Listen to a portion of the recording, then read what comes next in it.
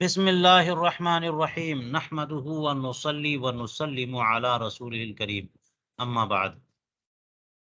علامہ علاء الدین حصکفی علیہ الرحمۃ والرضوان تنویر الابصار کی شرح میں جب بھی کوئی ایک بیان مکمل ہوتا ہے تو کچھ اضافی باتیں جو متن میں نہ بیان کی گئی ہوں اور بیان کی جانی چاہیے ان کو بیان کرتے ہیں، فروع کہہ دیتے ہیں، کبھی کبھی کسی اور نام سے۔ یہی حال علامہ شامی کا بھی ہے کہ کوئی بیان رہ گیا ہو، کوئی بات رہ گئی ہو جو بیان کیے جانے کے قابل ہو اور انہیں بیان کرنے میں فائدہ ہو تو پھر وہ فروع کہہ کر کے علامہ شامی بھی بحث کے آخر میں بیان کرتے ہیں۔ تو چلیے، سنن اور مستحبات کا بیان مکمل ہوا، اسی کے بعد کچھ اور مزید باتیں ہیں جن کا ذکر یہاں پر علامہ حصکفی کر رہے ہیں۔ فرماتے ہیں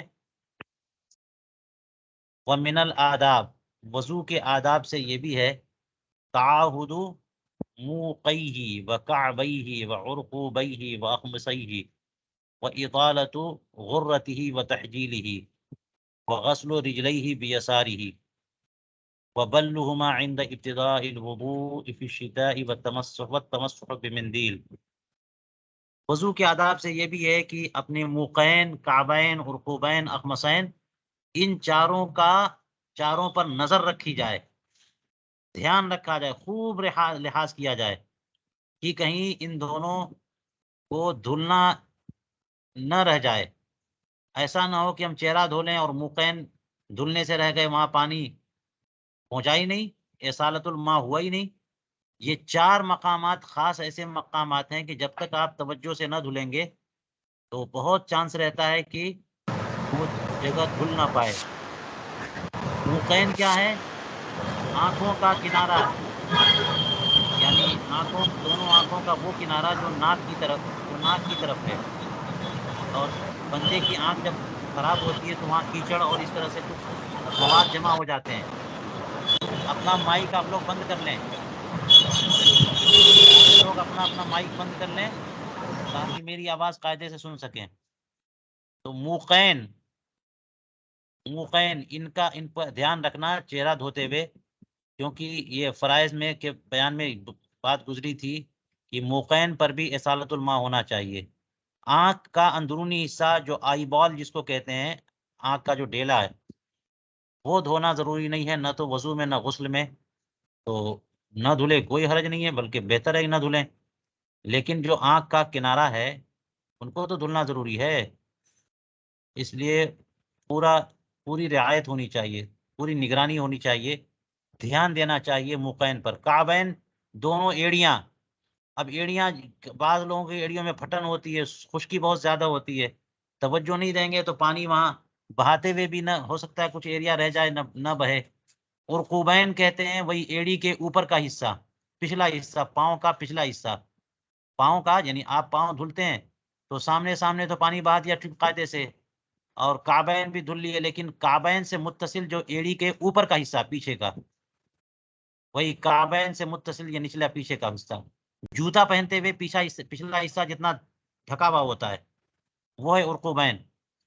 ان پر دھیان نہ دیں تو ہو سکتا ہے کہ وہاں جو ہے وہ خشکی رہ جائے۔ ایک بار ایسے ہی ہوا، مکہ مکرمہ سے مدینہ منورہ رسول کریم علیہ الصلوۃ والسلام پورے قافلے کے ساتھ تشریف لا رہے تھے، تو راستے میں عصر کا وقت ہو گیا، ایک گروہ آگے تھا، وہاں جب پہنچے تو دیکھا صحابہ کرام بڑی تیزی کے ساتھ وضو کر رہے ہیں، ٹائم کم ہے، تو لگتا ہے کہ توجہ نہیں ہے کسی کی یا بعض کی۔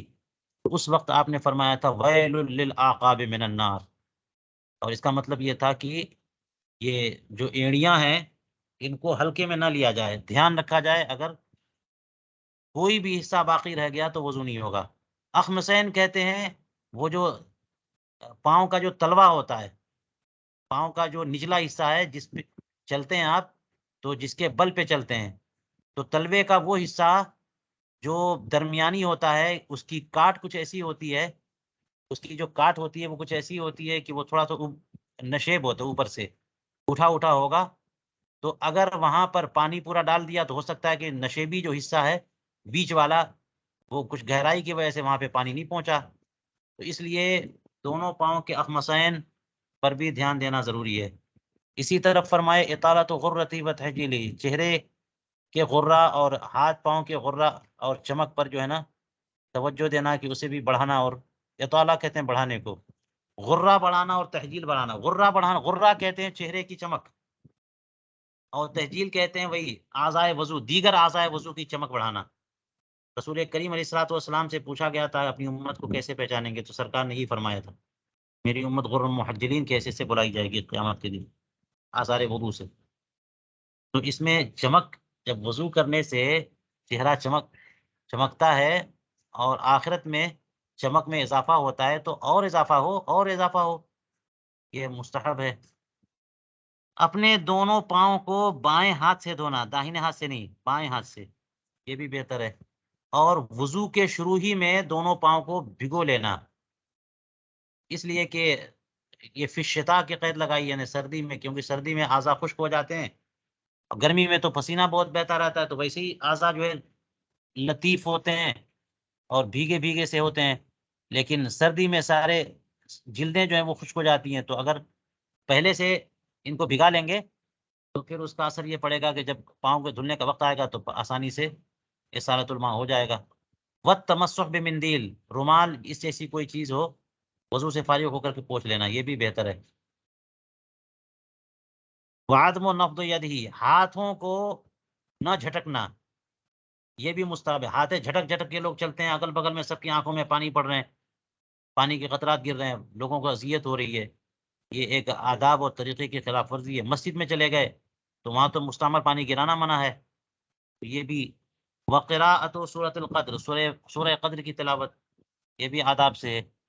اور اس کے بعد دو رکعتوں کی ادائیگی، یعنی تحیۃ الوضو، فی غیر وقت کراہت، مکرو وقت کے علاوہ وقت میں۔ مکرو وقت ہے، آپ نے اس وقت وضو کیا ہوا ہے تو تحیۃ الوضو نہیں ہے، اگر وقت مکرو نہیں ہے تو تحیۃ الوضو ہے۔ یہ آداب تھے وضو کے۔ اب اس کے بعد وضو کے مکروہات کا بیان آئے گا۔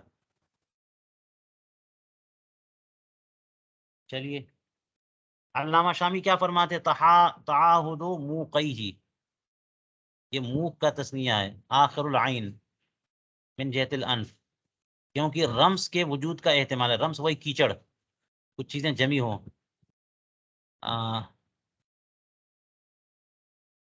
اور یہ تو ہم بتا چکے انه یجب غسل ما تحت، تو رمس ہے تو اس کے نچلے حصے کو دھلنا ضروری ہے۔ اگر وہ رمس جو ہے آنکھ ٹھیک سے آپ دباتے ہیں اور وہ رمس باہر رہ جائے، یا منہ کا حصہ جتنا باہر ہو، تو اس کو چہرے کا حصہ مانتے ہیں، اور اگر آنکھ دباتے ہوئے وہ چیز چھپ جائے تو اس کا مطلب وہ آنکھ کا اندرونی حصہ مانا جائے گا، اس کا دھونا ضروری نہیں ہے۔ کعبیہ العظمان الناتیان، جو اوپری بھی ہڈیاں دونوں ہیں پاؤں میں۔ ارقوب کس کو کہتے ہیں، العصب الغلیظ الذی فوق العقب، یہ ایڑیوں کے اوپر جو سخت حصہ ہے۔ اخمص باطن قدم کو کہتے ہیں، جو زمین پہ ٹچ نہ ہو۔ غرہ و تحجیل کا بیان کہتے ہیں کہ حدیث پاک میں سیدنا ابو ہریرہ رضی اللہ عنہ سے مروی ہے کہ رسول کریم علیہ الصلوۃ والسلام سے میں نے سنا، فرمایا ان امتی یدعون یوم القیامت غرا محجلین من آثار الوضوء، میری امت قیامت کے دن اس طرح بلائی جائے گی کہ آثار وضو سے ان کے اعضائے وضو جگمگا رہے ہوں گے، چہرہ چمک رہا ہوگا، اور دیگر اعضائے وضو جگمگا رہے ہوں گے۔ تو جس سے ہو سکے فمن استطاع ان یطیل غرتہ فلیفعل، جس سے ہو سکے کہ اپنا غرہ بڑھائے، اسے چاہیے کہ اپنا غرہ، اپنی چمک بڑھائے۔ یہاں تو صرف غرہ کا ذکر ہے، دوسری روایت میں تحجیل کا بھی ذکر ہے، فمن استطاع منکم فلیطل غرتہ وتحجیلہ۔ اس سے پتہ چلا کہ شارع کا جو ارشاد ہے وتحجیلہ، یہ بالجر ہے، تحجیلہ نہیں، تحجیلہ، غرہ پر عطف، یعنی یہ اطالۃ غرتہ وتحجیلہ، یہ غرہ کا اطالہ اور تحجیل کا اطالہ، ورنہ یوں بھی کہہ سکتے تھے کہ اطالۃ غرتہ اور تحجیل کو عطف مانتے اطالہ پر، تو تحجیل ہو جاتا۔ غرہ کا اطالہ اور تحجیل بھی آداب سے ہے، یہ بات نہیں کہہ رہے، کہنے کی نہیں، بہتر یہ کہ تحجیل کو اطالہ پر عطف نہیں مانے غرہ پر مانے.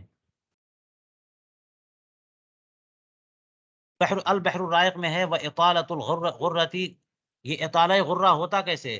چہرے کی چمک میں اور اضافہ اور اضافہ اور اضافہ. کیسے ہوگا؟ یعنی جتنی بار دھلنا ہے چہرے کو اس سے زیادہ بار بڑھا دیں. 3 بار دھلنا ہے، 5 مرتبہ دھلیں، 7 مرتبہ دھلیں، 10 مرتبہ دھلیں. اس سے ہے، یا پھر یہ کہ چہرے کی جو لمٹ بتائی گئی ہے، جو حدود اربع بتائے گئے ہیں، ان پر اضافہ کریں اور آگے بڑھا لیں. تو البحر الرائق میں ہے کہ یہ جو ہے نا نمبر بڑھانے سے نہیں بلکہ حد محدود پر اضافے سے، چہرے کی جو حد ہے اس سے آگے بڑھا. جیسے چہرے کے بارے میں بتایا کہ کان تک، کان کی لو تک ہے، نیچے جو ہے نا ذقن تک ہے، تو اور نیچے ذقن سے نیچے تک دھل لیجیے آپ. پیشانی جہاں بال اگتے ہیں وہاں سے تو اور اوپر بڑھا لیجیے. تہجیل جو ہے وہ یدین اور رجلین میں ہوتے ہیں، دونوں ہاتھ اور دونوں پاؤں، اور اس کی ایک حد ہے.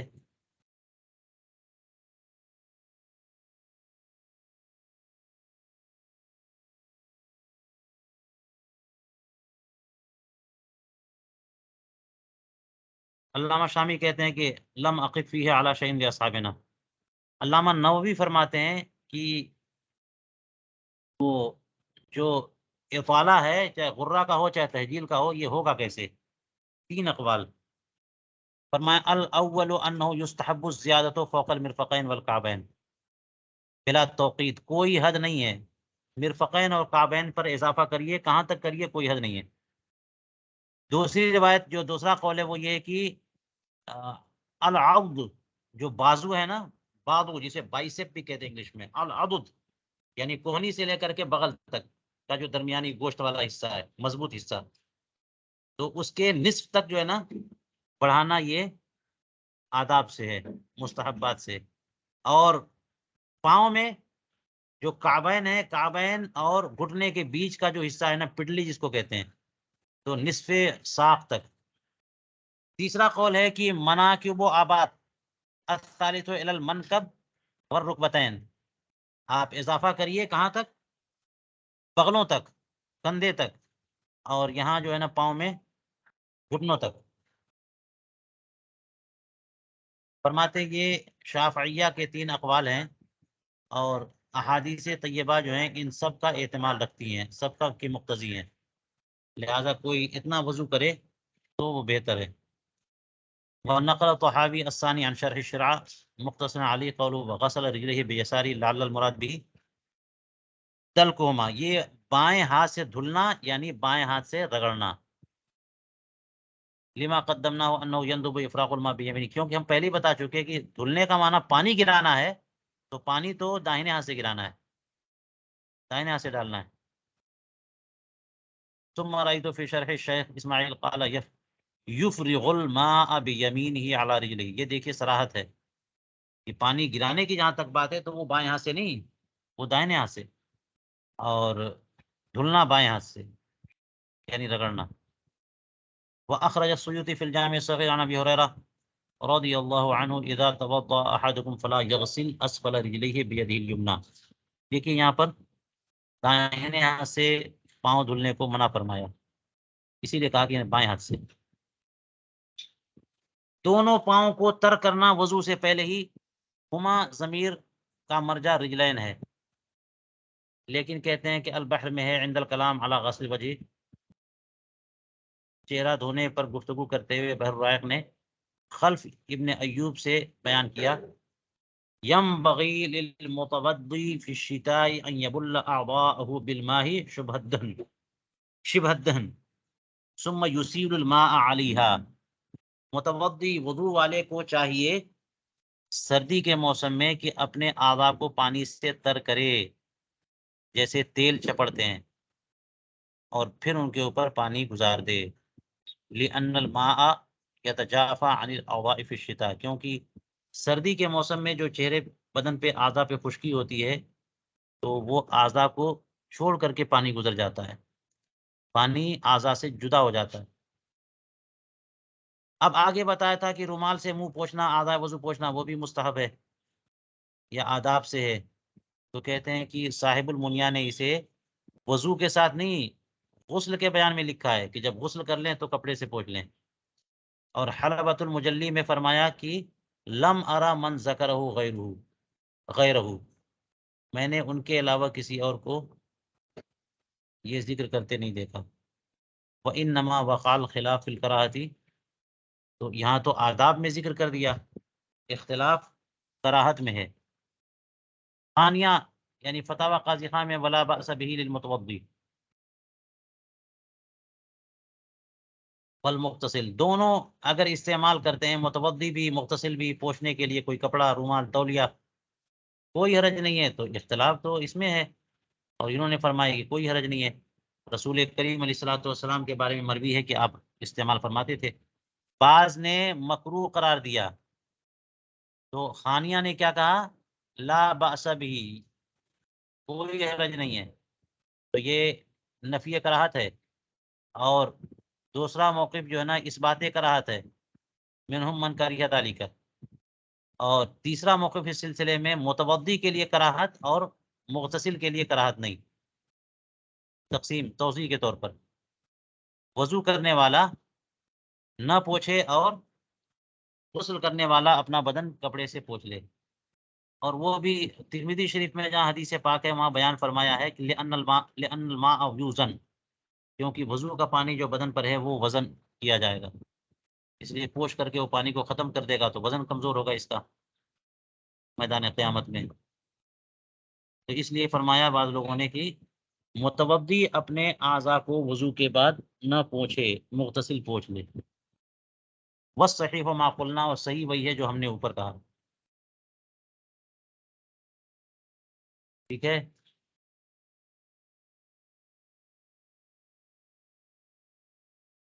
یہ خانیہ میں ہے، یہ خانیہ میں ہے اللہ بأس للمتوضی والمغتسل، دونوں میں سے کسی کے کوئی حرج نہیں ہے۔ تو بس صحیح و ما قلنا یہ علامہ امام قاضی خان کا قول ہے، بس صحیح و ما قلنا ہے۔ اور جو انہوں نے کہا کہ وہ صحیح وہی ہے جو ہم نے کہا، تو انہوں نے تو بتا دیا تھا کہ متوضی بھی کرے تو کوئی حرج نہیں، مغتسل بھی کرے تو کوئی حرج نہیں، کیونکہ سرکار سے ثابت ہے۔ ہاں الا انه ينبغي ان لا يبالغ، ہلکے سے پوچھ لے، مبالغہ نہ کرے، کچھ تو ٹھنڈک بھی رہ جائے، اور استقصاء بھی نہیں کرے کہ ہر اس سے کوئی ایسا پوچھ لے کہ سب کے سب خشک ہو جائیں۔ لہٰذا ہونا یہ چاہیے کہ وضو کا اثر کچھ تو اعضاء پہ رہے۔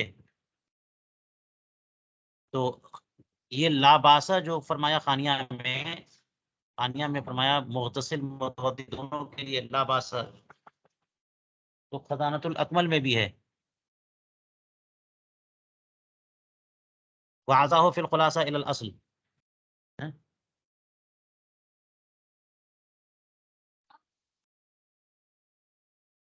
انتہا ما فی الحلیہ۔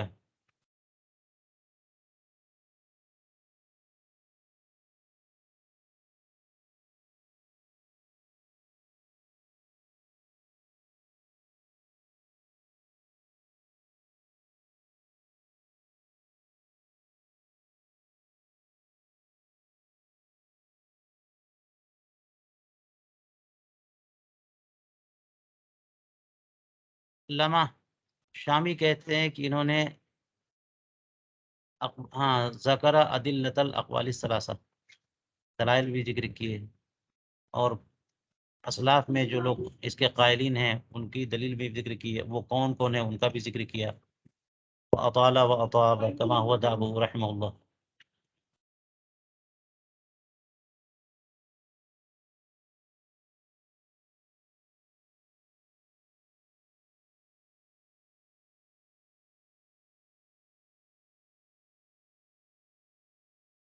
علامہ شامی کہتے ہیں وقدمنا عن فتح ان من المندوبات ترک التمسح بخرقة يمسح بها موضع الاستنجاء، یعنی ایسے کپڑے سے پوچھنا جو ہے جس سے استنجے کے مقامات پوچھے گئے ہوں، ایسے کپڑے سے نہ پوچھنا مستحب ہے، ایسا کپڑا استعمال نہیں کرنا چاہیے۔ اے التی یمسح بها ماء الاستنجاء لاستقذارها، کیونکہ وہ تو طبیعت اس سے گن کرے گی نا کہ جس کپڑے سے استنجے کے مقامات پوچھے گئے اسی سے جناب چہرہ پوچھیں اور ہاتھ پوچھیں. ہاں ولیس فیہ ما یفید ترک التمسح بغیرہا، تو کسی اور کپڑے سے پوچھنا اور نہ پوچھنا اس کا تو کوئی دخل نہیں ہے یہاں پہ کہ کسی اور صاف ستھرے کپڑے سے بھی نہیں پوچھنا، ایسا کچھ نہیں ہے. ففہم قولہ، شارح نے فرمایا تھا کہ آداب میں سے یہ بھی ہے کہ ہاتھوں کو نہ جھٹکا جائے، عدم و نفض یدہ، کیونکہ حدیث پاک میں لا تنفضوا ایدیکم فی الوضوء فانہا مراوح للشیطان، اس کو شیطان کے پنکھے کہا گیا. ذکرہ فی المعراج لکنہ حدیث ضعیف کما ذکر المناوی، بل قد ثبت فی الصحیحین عن میمونۃ رضی اللہ عنہا انہا جاءت بخرقۃ بعد الغسل فردها وجعل ينفض الماء بیدہ. یہاں تو ہاتھوں کا جھٹکنا جو ہے حضور کریم علیہ الصلوۃ والسلام سے ثابت ہے کہ وہ کپڑا لے کر آئیں ام المومنین، تو آپ نے قبول نہیں کیا اور ہاتھوں سے تری کو جھٹکتے ہوئے آگے بڑھ گئے. تأمل، تو یہ تو تأمل کہہ دیا انہوں نے. بعض لوگوں نے اس کی توجیہ یہ فرمائی کہ ہاتھوں کو جھٹکنا یہ اور ہاتھوں میں پانی ہے اس کو گرا دینا یہ الگ الگ ہے دونوں میں. تو جو ثابت ہے وہ یہ ہے کہ پانی اگر ہاتھ میں ہے تو اس کو کسی طرح سے دور کر دینا. اب پانی گر گیا ہے تو اب مزید ہاتھوں کو جھٹکتے ہوئے چلنا، ایک مفہوم یہ ہے. دوسرا مفہوم یہ ہے کہ بدن اعضاء وضو پر پانی جو ہے وہ کے قطرات موجود ہیں، تو اب ہاتھوں سے ان اعضاء کو رگڑ رگڑ کر کے پانی تری دور کر دینا وہیں جہاں وضو کیا آپ نے، یہ ثابت ہے. اب وضو سے فارغ ہو گئے تو اب ہاتھ میں جو تری ہے اس کو جھٹکارنا یہ نہیں چاہیے. ہو سکتا ہے یہ وجہ ہے وہ تطبیق کی. واللہ تعالی عالم. سورہ قدر کی تلاوت وضو سے فارغ ہونے کے بعد، لأحادیث وردت فیہا، ذکرها الفقی ابو اللیث فی مقدمتی لیکن قال فی الحلبہ سأل عنها شیخنا الحافظ ابن حجر الاسقلانی. حافظ ابن حجر اسقلانی سے ہمارے شیخ نے پوچھا تو آپ نے کہہ دیا کہ سرکار سے کچھ بھی ثابت نہیں ہے. لم یثبت منها شیء عن النبی صلی اللہ علیہ وسلم لا من قوله ولا من فعله. والعلماء يتساهلون في ذکر الحدیث الضعیف والعمل به في فضائل الاعمال. تو حرج بھی نہیں ہے اگر بطریق اصول حدیث لیں تو کچھ ثابت بھی نہیں ہے، اور اگر یوں لیں کہ یہ فضائل کی بات ہے، اعمال کے فضائل کی بات ہے، تو علماء تو پہلے ہی سے ان کا طریقہ ہے کہ ضعیف روایتوں کے معاملے میں جو ہے نا وہ تساہل سے کام لیتے ہیں کہ حرج ہی کیا ہے، ٹھیک ہے بہتر تو ہے، کیونکہ یہ فضیلت ہی کی بات ہے، کسی پر کوئی الزام تو نہیں دیا جا رہا ہے، تو ضعیف روایت پر بھی عمل کر لیا جائے، کیا حرج ہے. وضو سے فارغ ہونے کے بعد 2 رکعتیں تحیۃ الوضو جن کو کہتے ہیں، لما رواه مسلم وابو داود وغيرهما ما من احد يتوضا ويحسن الوضوء ويصلي ركعتين ويقبل بقلبه ووجهه عليهما پوری توجہ کے ساتھ الا وجبت له الجنہ فی غیر وقت قرات. یہ تحیۃ الوضو آپ مکروہ وقت میں نہیں پڑھ سکتے، تو وہ جو مکروہ وقت ہیں وہ 5 اوقات ہیں. 3 تو وہ جو آپ پہلے سے جانتے ہیں کہ طلوع آفتاب، غروب آفتاب، اور جب آفتاب ہاں سمت الراس میں ہو، بالکل سر پہ ہو، ضحوہ کبریٰ والا ٹائم. اب طلوع وما، لیکن اس میں 2 وقت اور، طلوع کے بعد، طلوع سے پہلے کا وقت یعنی فرض فجر کی فرض آپ نے پڑھ لی، اور اس کے بعد جو ہے وہ وقت تو بالکل ٹھیک ہے، مکروہ نہیں ہے، لیکن نفل کے لیے مکروہ ہے. تو طلوع سے پہلے والا وقت جو ہے نا وہ بھی، اور استوا والا، اور غروب سے پہلے یعنی عصر کی نماز کے بعد جو ہے کوئی نماز نفل جو ہے نا پڑھنا جائز نہیں ہے، مکروہ ہے. ہاں واجبات پڑھ سکتے ہیں. تو فرمایا ذالک لأن ترک المکروہ اولا من فعل المندوب، مکروہ عمل کو چھوڑ دینا مستحب پر عمل کرنے سے بہتر ہے، کما فی شرح المنیہ. اس لیے 2 رکعتیں تحیۃ الوضو کی مستحب ہیں، اور ان 5 اوقات میں کوئی عبادت جو واجب نہیں ہے اس کا کرنا جو ہے وہ مکروہ ہے، تو مکروہ ترک کریں. تتمہ کہتے ہوئے علامہ شامی کیا کہہ رہے ہیں دیکھ لیجئے. ینبغی ان یزاد فی المندوبات، مندوبات کا چیپٹر مکمل ہوا. فرماتے ہیں کہ مندوبات میں کچھ اور اضافہ ہونا چاہیے. کیا؟ ان لا يتطهر من ماء او تراب من ارض مغضوب علیہا. جس خطے پر غضب ہوا ہو اللہ سبحانہ و تعالیٰ کا، پانی ہو یا مٹی ہو، تو اس مٹی سے تیمم کرنا، اس پانی سے وضو کرنا، اس سے اجتناب کرنا چاہیے. جیسے سمود کے کنویں، قوم سمود کے کنویں، فقط نص الشافعیۃ علی کراہۃ التطہیر منها، انہوں نے تو تنصیص کی ہے کہ نہیں کرنا چاہیے. بل نص الحنابلۃ علی المنع منه، انہوں نے کراہت نہیں بلکہ ممانعت کی صلاحت کر دی ہے. وظاہرہ انہ لا یصح عندهم، اور اس سے تو یہ پتہ چل رہا ہے کہ ان کے نزدیک وضو ہوگا ہی نہیں.